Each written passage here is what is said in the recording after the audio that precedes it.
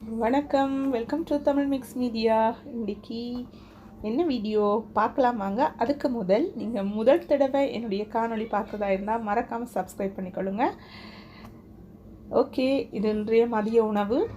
ஆனால் இதில் இருக்கிறதுல பச்சரிசி சோறு, கறி, முட்டை, அதை விட இப்போ செய்து காட்ட போகிறது carotsambal. ஸோ ஈஸியானது தான்.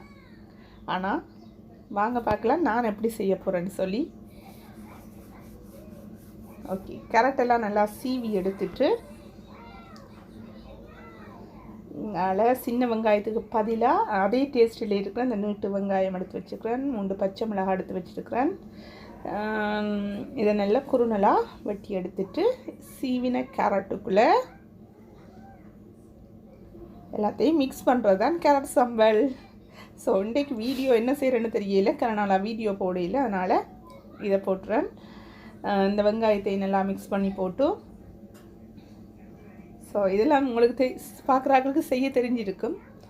ஆனாலும் இதை பார்க்க நீங்களும் நாளைக்கு செய்யணும்னு தோணும் தானே, ஒரு ஐடியா, அவ்வளோதான். ஓகே, இது பச்சை மிளகாய் 2-3 எடுத்துனா நான் 2 தான் போடுறேன். நான் கொஞ்சம் வெட்டினா அப்புறம் கூடவா வந்துச்சு.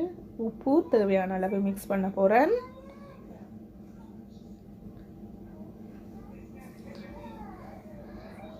ஓகே, இதோடு கூட தேங்காய் பால் கொஞ்சம் விடுறேன்.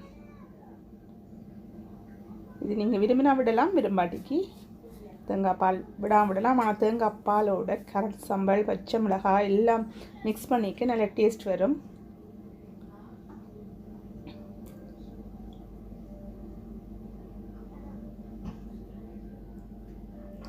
ஓகே, நல்லா கையாலேயே கலந்து விட்டுட்டு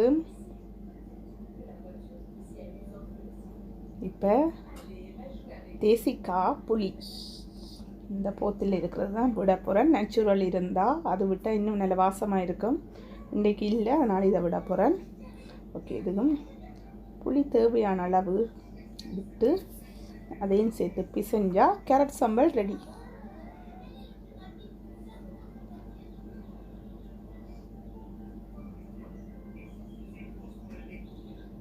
மதிய சாப்பாட்டுக்கு எத்தனை கறி இருந்தாலும் ஒரு சம்பல் இருந்தால் உடம்புக்கும் ஆரோக்கியம், டேஸ்ட்டும் வித்தியாசமாக இருக்கும். உடம்புக்கு அந்த பச்சையாக வெங்காயம், பச்சையாக கேரட் எல்லாம் சேர்க்க உடம்புக்கு நல்ல ஹெல்த்தியாக இருக்கும்.